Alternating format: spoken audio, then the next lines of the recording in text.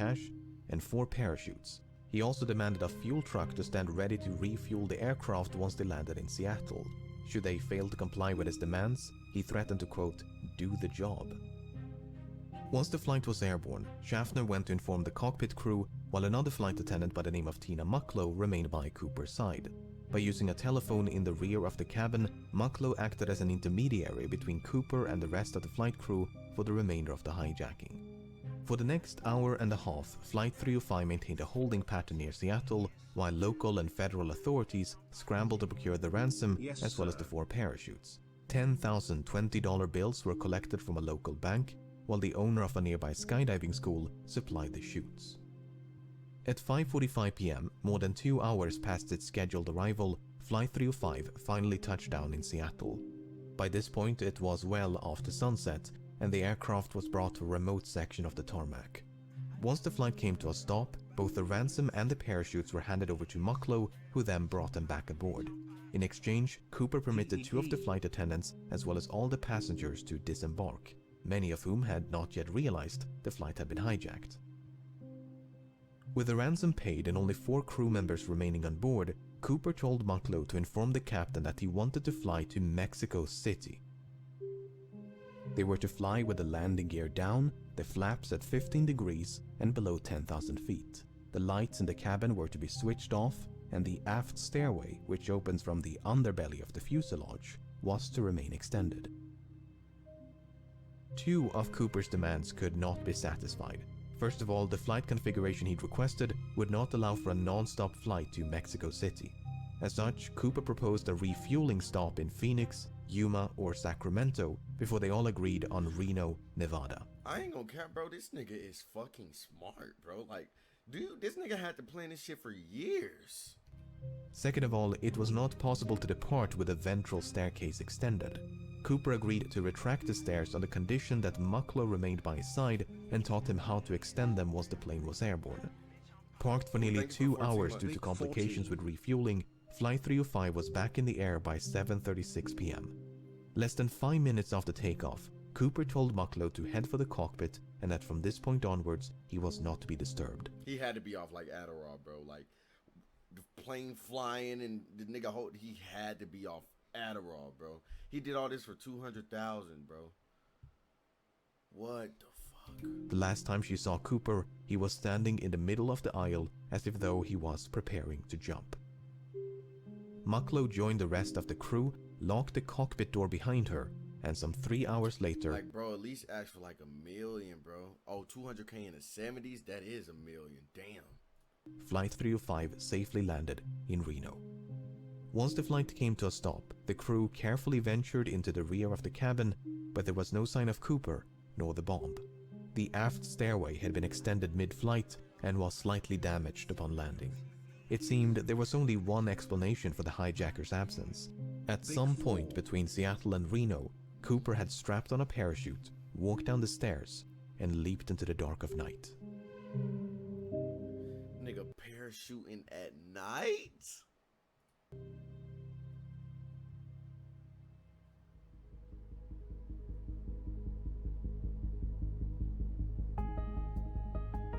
As soon as it became clear that Cooper was no longer on board, dozens of FBI agents converged upon the aircraft, only to discover a disappointing amount of physical evidence.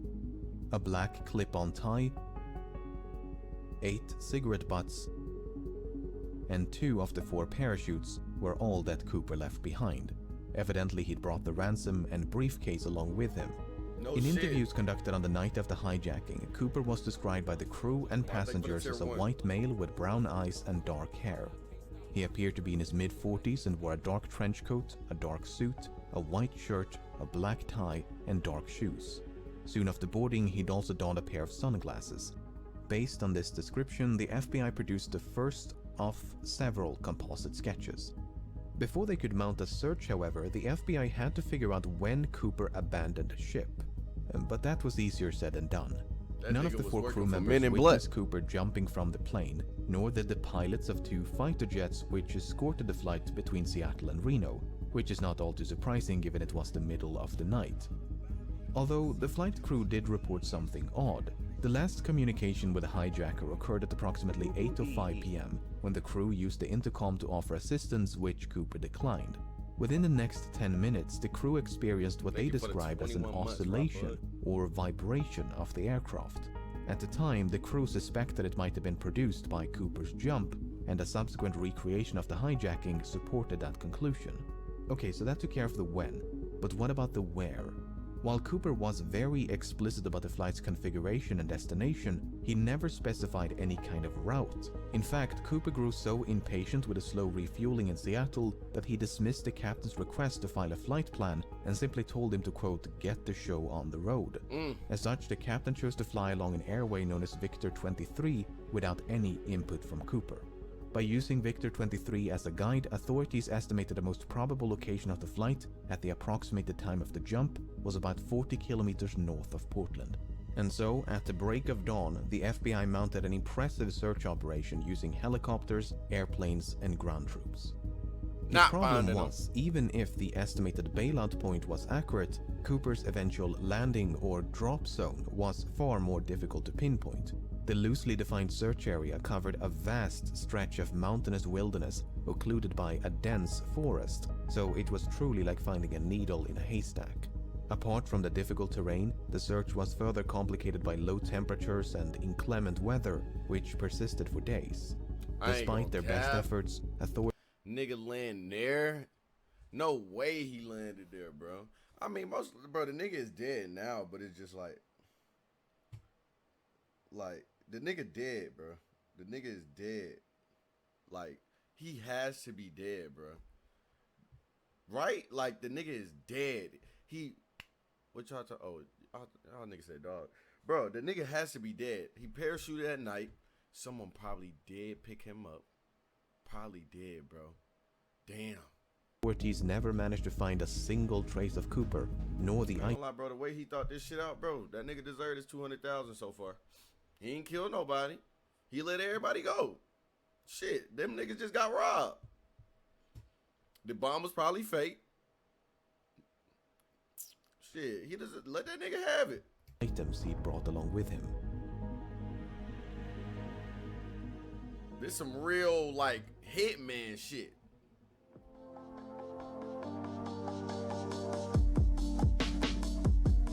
Having made little to no progress by early December, the FBI turned their attention to the $200,000 ransom. The money had been collected from the Seattle First National Bank, which maintained a ransom package of $250,000 just for such an occasion. Because of this, the serial numbers of the $10,020 banknotes given to Cooper had been documented in advance, a complete list of which were quickly made available to financial institutions, government agencies, and the general public. The intention was to make it as difficult as possible for Cooper to spend his money. Northwest Airlines and several newspapers even began to offer rewards to... It's $200K in the 70s. $200,000 in the 70s was basically like $1 million, bro. 1.4 million, pretty sure. Maybe, possibly. It's like...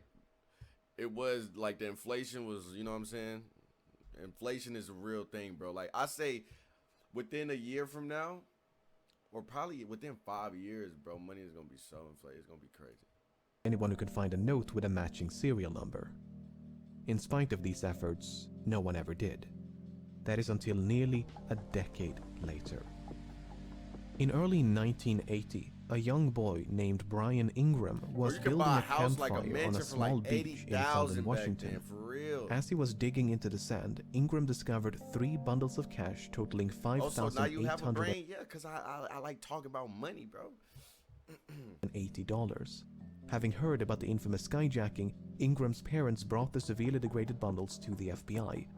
The notes were promptly inspected, and sure enough, the serial numbers matched those of the ransom. Wait! The nigga burnt the money? Sand, Ingram discovered 3 bundles of cash totaling $5,880. Having heard about the infamous skyjacking, Ingram's parents brought the severely degraded bundles to the FBI. The notes were promptly inspected, and sure enough, the serial numbers matched those of the ransom. It looked burned. Once the excitement subsided, however, the money managed to raise far more questions than it answered, the most significant of which was how. How did the money end up so far away from the drop zone? He walked. Fuck. Looking at this map, it might be tempting to think that Cooper simply dropped some of the money, which then fell into the Lewis River. The bundles could then have been carried further downstream by the Columbia River before finally being washed ashore at Tina Bar, which is the name of the beach. Tina Mucklow, Tina Bar. Coincidence? Yeah, coincidence. Anyway, the problem with this idea is that the Columbia River flows in the opposite direction. This has led some, including members of the FBI, to re-evaluate the initial drop zone assessment. For instance, if the drop zone was much further southeast, close to a river called the Washougal River, it is conceivable, albeit improbable, that the money What if they gave that nigga fake money? Floated all the way down to Tina Bar. Alternatively, the bundles may have simply landed on the beach if the flight path was further to the west. Even so, natural explanations struggle to explain how three independent, potentially free-falling and or free-floating bundles of cash ended up at the exact same place on the same beach. To complicate matters, sediment from the riverbed was excavated and dumped onto Tina Bar as part of a dredging operation in 1974. And according to one analysis, the money was discovered above this layer of sediment. If true, that would mean the money came to rest at Tina Bar sometime after 1974. But a re-examination of that analysis found that what was believed to be a layer of deposited sediment might actually have been a perfectly natural layer of clay. Not only that, but the sediment was clearly dumped some distance away from where the money was discovered. Furthermore, when Ingram discovered the bundles, the rubber bands which held them together were still intact. This is significant because experiments conducted in 2009 revealed that this brand of rubber bands could not withstand exposure to open air or water for more than a year. So, unless the bundles were somehow protected from the elements, they must have become buried at Tina Bar within a year of the hijacking. The most probable explanation, therefore, seems to be that Cooper or someone else deliberately buried the money. Did Cooper survive and bury the money himself? Did someone else bury the money after stumbling upon Cooper's remains? If there is an explanation which does not require human intervention, it's managed to elude investigators for decades. He turned Suffice Amish. it to say, this is a mystery He within Amish a now, mystery. bro. Since Ingram's discovery in 1980, both Tina Bar and the grounds around the Washougal River have been subjected to numerous searches, but to date, there's been no sign of Cooper, nor the rest of the money. Damn.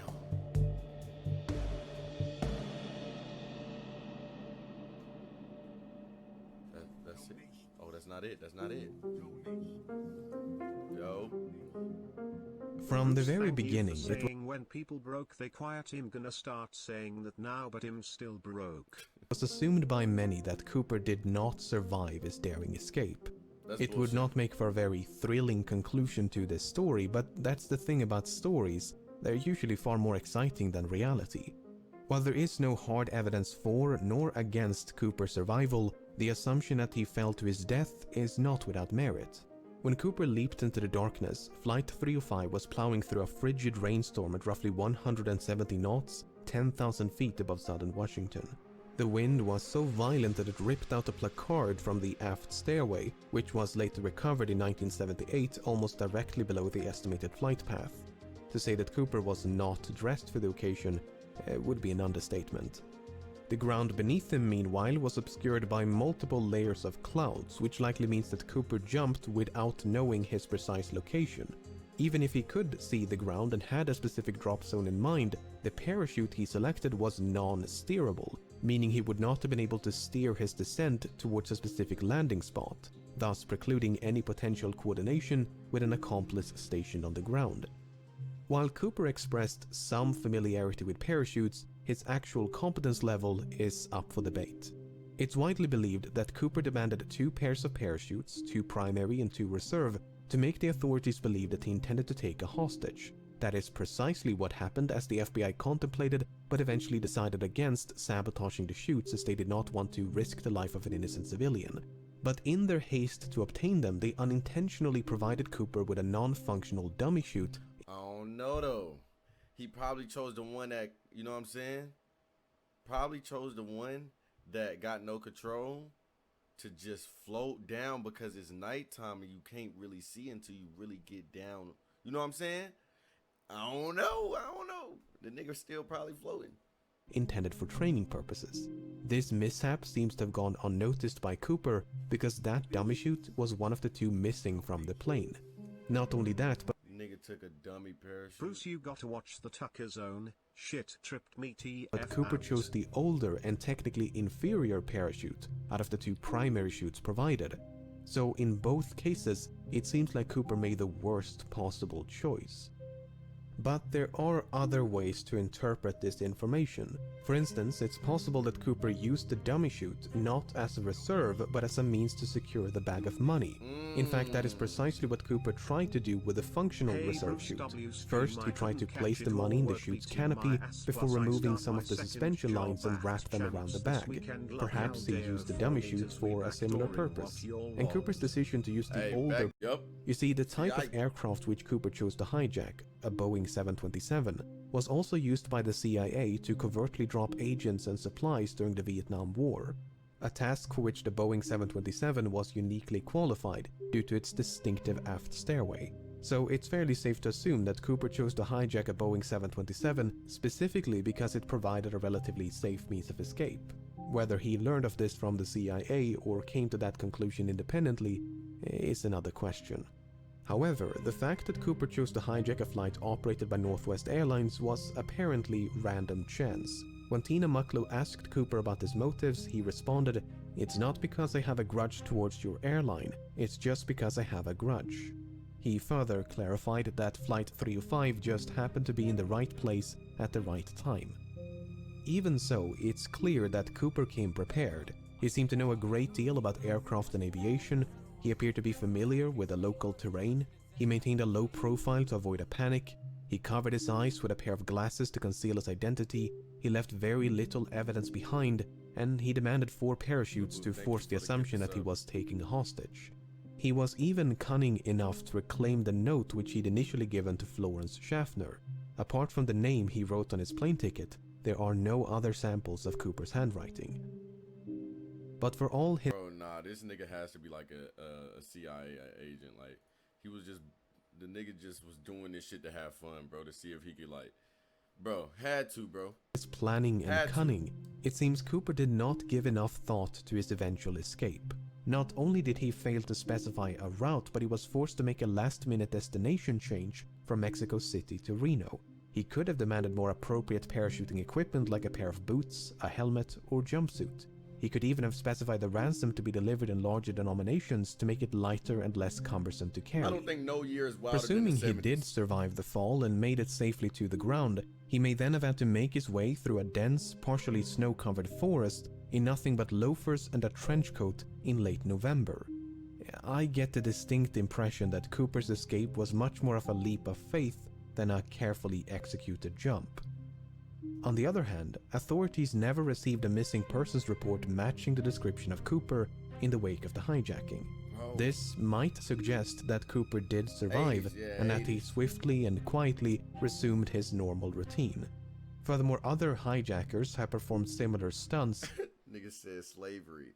Bro, okay, I mean, like, with shit like this, though, like, shit like this, like, nigga said 1938 to 1945.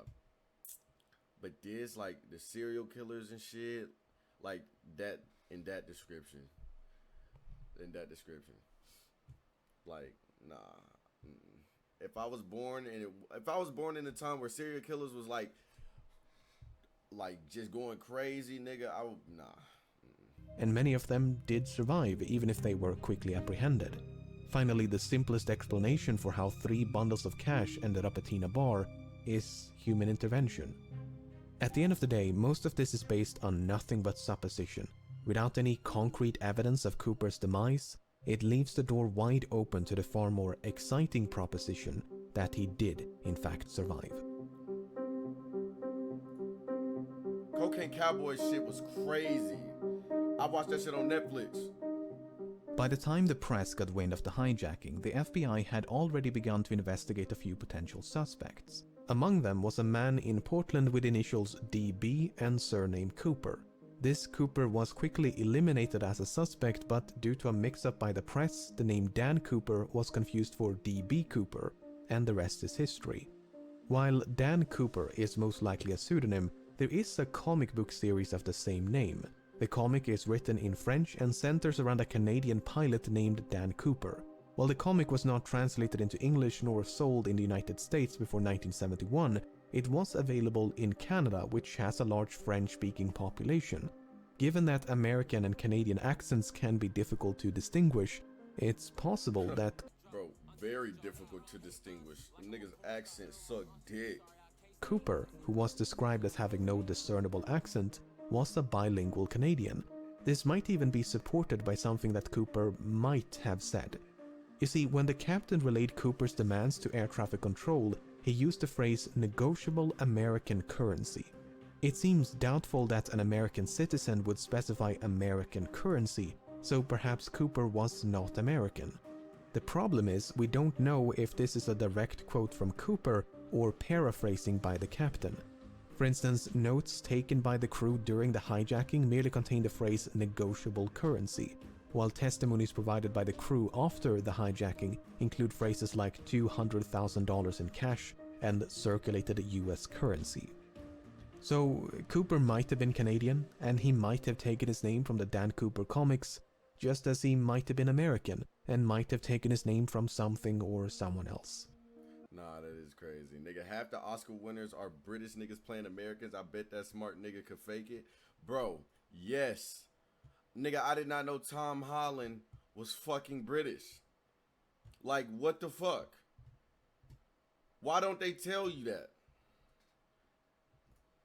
Nearly half a century has gone by since the hijacking took place, and in that time, thousands of suspects have been questioned and investigated. It would obviously be impossible to cover all of them here, but let's take a look at some of the people that at some point or another have been suspected of being D.B. Cooper.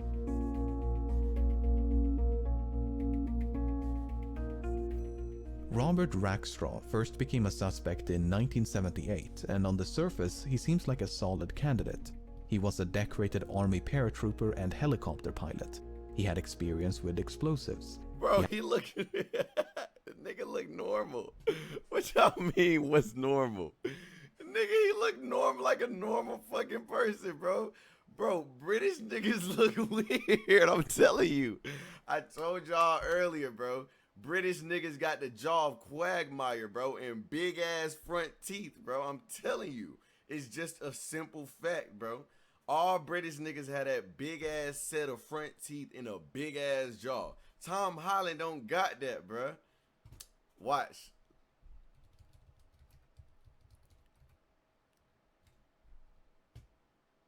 See what I'm saying? Look, bro. British niggas look like this. Nothing wrong with it, though. Nothing wrong with it, though. I know it's a bit rude, but y'all niggas look like this. For real. Dead ass. Like, when... You see what I'm saying, bro? You see? The big ass jaw, bro. I'm telling you, bro. You see? See? The jaw, bro. The jaw. I'm telling you, bro. It's facts. He had an extensive criminal record. He had an uncle named John Cooper who was an avid skydiver. Idris Elba just got lucky, bro. It's cause he just got lucky. He was expelled from the army only months before the hijacking, which might suggest a motive. That nigga Ed Sheeran. That nigga, hey. That nigga just a funny looking dude. After all, the hijacker did say he had a grudge. When confronted by journalists and private investigators, Rackstraw would neither confirm nor outright deny that he was D.B. Cooper. Instead, he'd say things like, "I could have been," or "I would not discount myself." On the other hand, Rackstraw had light-colored eyes, which Cooper did not. More significantly, Rackstraw was only 28 years of age at the time of the hijacking. This is well outside the range of ages reported by the crew and passengers, most of whom believed Cooper was in his mid-40s. Bro, that nigga is gone, bro. He's somewhere in Russia right now. Kenneth Christensen first became a suspect in 2003 when his brother noticed certain parallels between him and Cooper. Christensen had briefly served as a paratrooper in World War II, and since 1953 he'd worked for Northwest Airlines as both a mechanic and a flight attendant. He was 45 years old at the time of the hijacking. He was left-handed, which Cooper might have been. For instance, Cooper used his left hand to interact with his briefcase, and the clip-on tie he left on board was affixed with a tie clasp applied from the left. Shortly before he died in 1994, Christensen had supposedly told his brother, "There is something you should know, but I cannot tell you." After his passing, his family discovered over $200,000 in his bank accounts. To top it all off, Florence Schaffner stated that photographs of Christensen bore a strong resemblance to Cooper. On the other hand, Christensen did not match the physical description of Cooper. He was both shorter and lighter. He helped him. He helped him. He helped him. This guy went and googled some fat British Don and said we all look like that. While Schaffner did see a strong resemblance, she remarked that Cooper had more hair, and that is supported by the composite sketches. This nigga left the And there cliffhanger was in nothing real life. suspicious He left the cliffhanger in real life, bro. about the large sums of money which he'd simply earned by selling land. Oh, damn. Never mind. I'm stupid as shit. Richard McCoy first became a suspect in 1972 when he hijacked a Boeing 7. You see? This nigga is British. I'm gonna tell you why, bro. The nigga ears, bro. And his beard. Yeah. Just, you could tell, bro, he's British. You could tell, bro. Every British nigga has big ass ears. Dead ass. No bullshit. You could just see it in their face, bro. 727 and escaped via the aft stairway, much like D.B. Cooper. Because of the significant overlap between the two hijackings, some believe they must have been committed by the same person. McCoy used a fake name, 100%. he used a fake hand grenade to threaten the crew, he used handwritten notes to issue his demands. Both McCoy and Cooper used the phrase "no funny stuff" as a warning to the crew. McCoy demanded $500,000 in cash and 4 parachutes. McCoy also bailed out the back of the plane once they passed over his hometown in the state of Utah. Hold on, bro. So these niggas was just hijacking planes like this? Like, was this like cracking cars back in the 70s?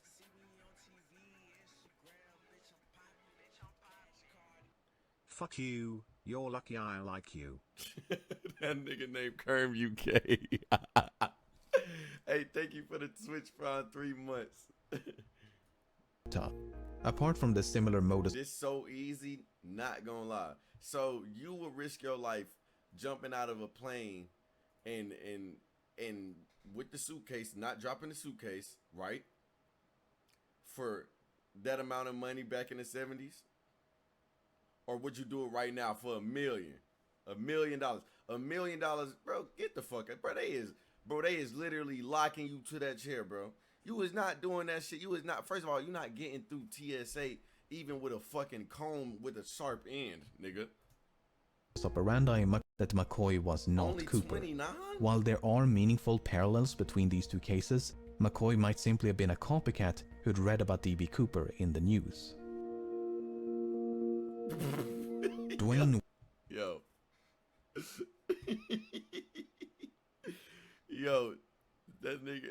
Yo, bro. Y'all niggas is fucking. Y'all niggas is. Y'all hilarious. Y'all know that, bro? Y'all some funny ass niggas. Brits have large teeth so they can easily eat crayons. Bro, that I know it smelled crazy in there. Y'all niggas is stupid, boy. Y'all niggas is fucking stupid. Y'all stupid, boy. Weber first became a suspect in 1995 when, shortly before his death, he supposedly told his wife, "I've got a secret to tell you. I am Dan Cooper." Following his deathbed confession, Bro, the nigga was drunk, bro. He was just bullshitting. Weber's widow recalled a number of fascinating details. She claims to have found a bank bag resembling the one used in the hijacking. She claims Weber had sustained a knee injury after jumping out of a plane. Weber supposedly had a nightmare about leaving his fingerprints on the aft stairs. And a year before the money was discovered at Tina Bar, Weber had allegedly paid a quick visit to the same location. In addition, Weber was a World War II veteran, he had an extensive criminal record, he'd matched the physical description, and he was 47 years old in 1971. On the other hand, Weber's fingerprints did not match any of the prints collected from Flight 305. Although, to be fair, there's no way to know if any of those prints actually belonged to Cooper. Furthermore, Weber's DNA did not match a DNA sample collected from the tie clasp. But once again, there's no way to know if Listen the here, DNA on mate, the you're type last having a actually bloody came laugh. from the I'll have you hijacker know I and got not someone friendly with else. plenty of gangster What's so fellas in the frustrating States is that and the will have FBI your likely bloody had a head much cut better off. source of DNA at one point. If Thank you you, recall, Cemetery. 8 cigarette butts were collected from the scene, and there's a good chance they were all suffused with Cooper's DNA. The problem is, that evidence was lost at some point, and has not turned up since. Just Damn. made it to stream. How y'all doing? Love you, Bruce. And William love your Smith chat. first Heart. became a suspect in 2018. Smith served in the Navy during World War II and likely had some experience with parachuting. He was 43 years old at the time of the hijacking. He had dark brown eyes. He matched the physical description. He shared a certain likeness with the composite sketches, especially this speculative sketch of an older D.B. Cooper. A student named Ira Daniel Cooper, who was killed in World War II, attended the same high school as Smith. Smith worked as a yardmaster for a railroad company for most of his life, but in 1970 the company filed for bankruptcy. As a consequence, Smith lost his pension, which might suggest a motive. He could, for instance, have developed a grudge towards the airline industry for their role in bringing about the downfall of the rail transportation. They straight out of the Dr. Seuss book. Bro, a nigga that's impacted by a large bankruptcy and like they not gonna go fucking hijack a plane, bro. I don't think they'll do that. I'll pay for the next 5 UK niggas that say some shit to get their teeth cleaned and to get a shower. Industry. It's further speculated that Smith could have used his knowledge of railroad networks to hop on a train and escape undetected. On the other hand, Smith spent his entire life in the northeastern United States. Given that the hijacking occurred on the other side of the country and was committed by someone who at least appeared to be familiar with the local terrain, Smith is not the most ideal candidate. Right. However, the fact that Smith worked as a yardmaster is interesting. You see, the tie that Cooper left behind was recently examined using an electron microscope, which uncovered various metallic particles. Some of these particles, especially pure titanium, were quite rare in 1971. This might suggest that Cooper worked as a manager at some sort of chemical or metallurgical facility, or possibly a rail yard. Bro, I'm Dan Cooper. If nothing else, I hope this limited selection of suspects illustrates just how difficult it is to be certain when you have so little evidence to work with. These 5 individuals look nothing alike, yet any one of them could be D.B. Cooper. Was Cooper really in his mid-40s, or did he simply look old for his age? You not white? Are y'all assuming my race?